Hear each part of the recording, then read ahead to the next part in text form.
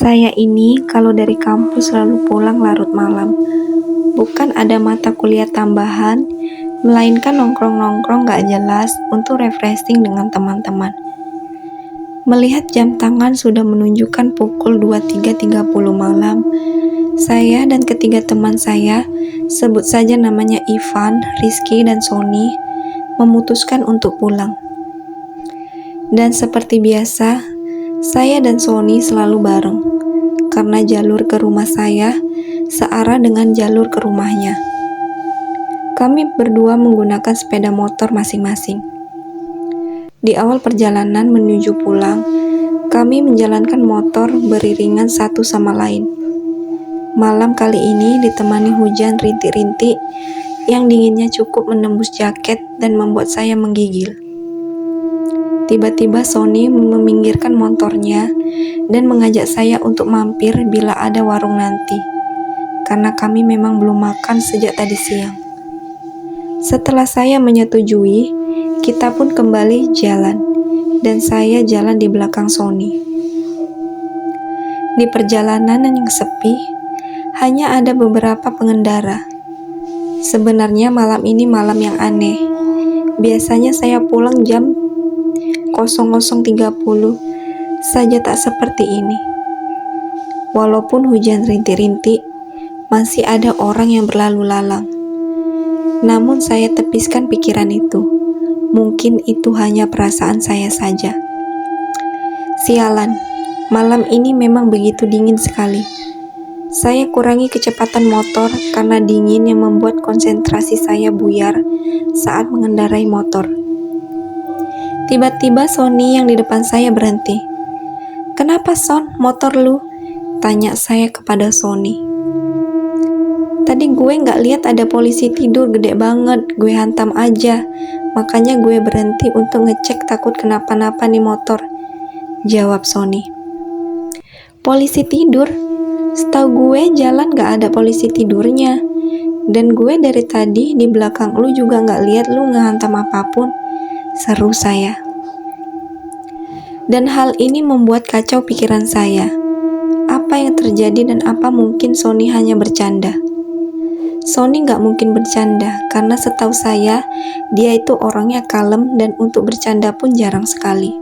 Setelah Sony mengecek motornya, kita kembali berjalan. Saya melihat-lihat sekitar.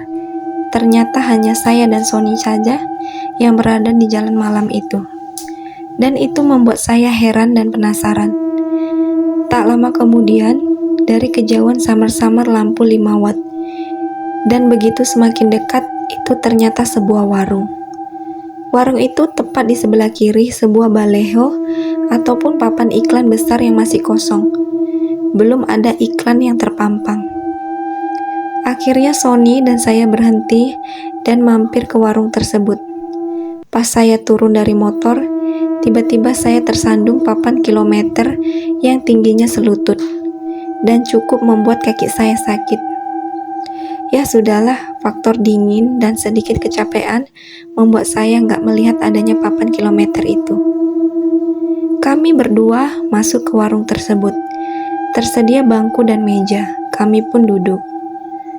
Setelah kami duduk, keluarlah seorang ibu-ibu dan seorang bapak.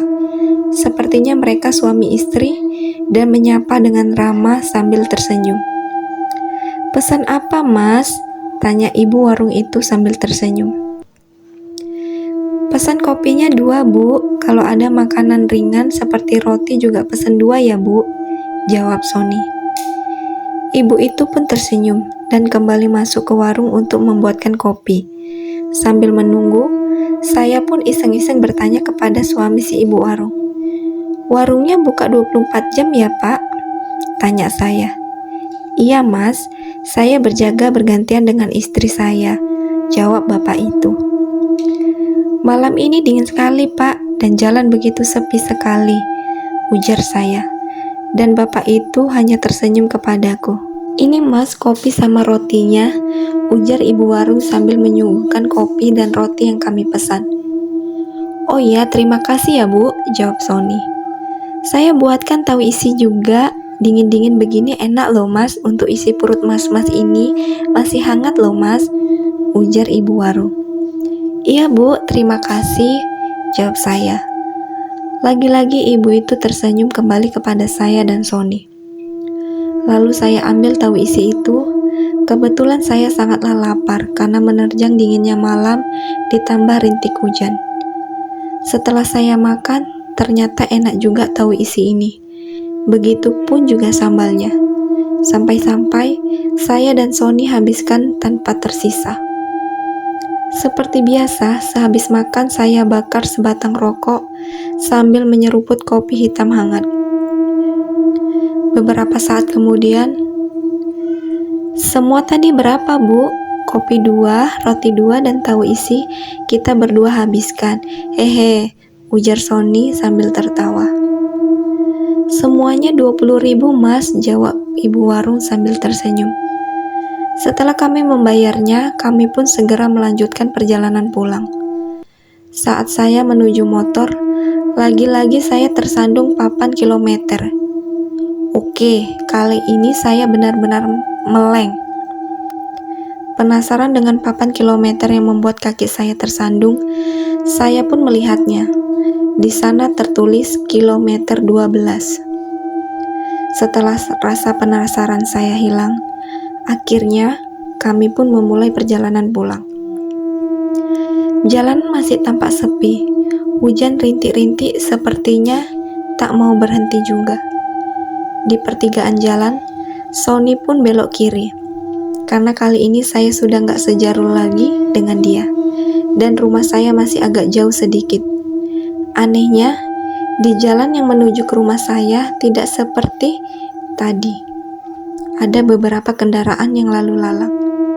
Sialan, malam ini sangat aneh. Mungkin karena gue kelelahan, gumam saya. Sesampainya di rumah, saya sholat isya dan membersihkan diri. Mata pun belum mau menutup alias belum ngantuk. Saya mendengarkan lagu. Tiba-tiba HP saya berdering, ada panggilan masuk. Ternyata itu Sony. Tadi lu ngerasa aneh gak selama perjalanan pulang, Dit? Tanya Sony melalui telepon. Iya sih, jawab saya. Kirain gue doang, Dit. Motor gue pas dicek di rumah ternyata gak ada yang rusak. Padahal tadi gue hantam polisi tidur gede banget cuy, ujar Sony. Iya syukur deh Son. Sorry gue capek banget nih, gue tutup dulu ya, besok di kampus aja ngomonginnya, jawab saya. Oh oke Dit, ujar Sony. Karena perjalanan tadi membuat saya stres gak seperti biasanya, akhirnya saya memutuskan untuk tidur dan menutup telepon dari Sony. Akhirnya saya pun tertidur. Seperti biasa, alarm HP saya pukul 5 pagi berdering untuk membangunkan sholat subuh. Mata terasa berat untuk melek. Namun, betapa kagetnya saya karena terlihat samar-samar bapak dan ibu warung itu sekarang tengah berdiri di sudut kamar saya dengan muka pucat dan tanpa berekspresi. Sepertinya saya antara sadar dan tidak, atau hanya berhalusinasi saja. Sialan, apaan lagi nih? Saya pun tertidur kembali dan melewatkan sholat subuh. Pagi pun menjelang, jam menunjukkan pukul 7 pagi. Saya pun bergegas untuk berangkat ke kampus. Saya berencana berangkat melewati jalan semalam dan melihat apa benar ada warung di situ.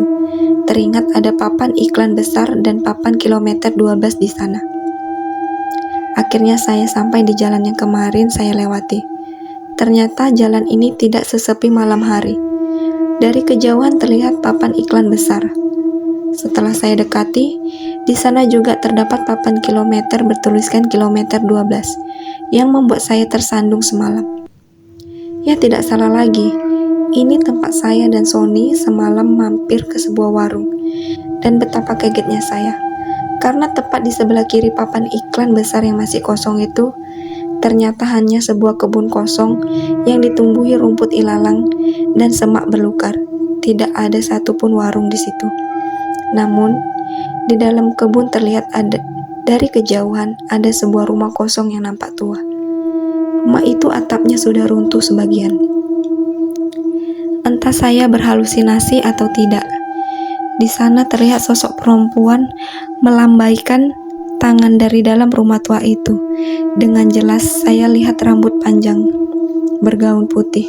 Wah, itu membuat saya gemetar dan saya cepat starter motor untuk segera pergi dari tempat itu. Karena saya belum sarapan dan gemetaran akibat hal sialan tadi, akhirnya saya berhenti tempat jualan nasi uduk. "Bu, nasi uduknya 1 ya?" ujar saya. "Ya mas," jawab ibu tadi. Jalan sekitar sini pun sangatlah ramai. Apa mungkin bila malam hari sepi sekali ya? Gumam saya dalam hati. "Ini mas nasi uduknya." Ibu itu memberikan nasi uduk pesanan saya. "Iya, terima kasih bu," jawab saya.